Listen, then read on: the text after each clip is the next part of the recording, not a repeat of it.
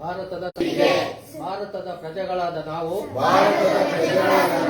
ಭಾರತವನ್ನು ಸಾರ್ವಭೌಮ ಸಮಾಜವಾದಿ ಜಾತ್ಯತೀತ ಪ್ರಜಾಸತ್ತಾತ್ಮಕ ಗಣರಾಜ್ಯವನ್ನಾಗಿ ರೂಪಿಸುವುದಕ್ಕಾಗಿ ಭಾರತದ ಎಲ್ಲ ಪ್ರಜೆಗಳಿಗೆ ಸಾಮಾಜಿಕ ಆರ್ಥಿಕ ಮತ್ತು ರಾಜಕೀಯ ನ್ಯಾಯವನ್ನು ವಿಚಾರ ಅಭಿವ್ಯಕ್ತಿ ನಂಬಿಕೆ ಧರ್ಮ ಮತ್ತು ಉಪಾಸನೆಯ ಸ್ವಾತಂತ್ರ್ಯವನ್ನು ಸ್ಥಾನಮಾನ ಮತ್ತು ಅವಕಾಶಗಳ ಸಮಾನತೆಯನ್ನು ದೊರೆಯುವಂತೆ ಮಾಡುವುದಕ್ಕಾಗಿ ವ್ಯಕ್ತಿ ಗೌರವ ದೇಶದ ಏಕತೆ ಮತ್ತು ಸಮಗ್ರತೆಗಾಗಿ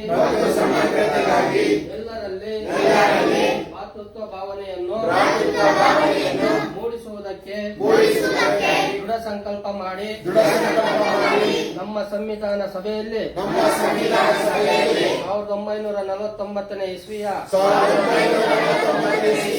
ನವೆಂಬರ್ ತಿಂಗಳ 26ನೇ ದಿನದಂದು ಈ ಸಂವಿಧಾನವನ್ನು ನಮಗೆ ನಾವೇ ಅರ್ಪಿಸಿಕೊಂಡು ಅಂಗೀಕರಿಸಿ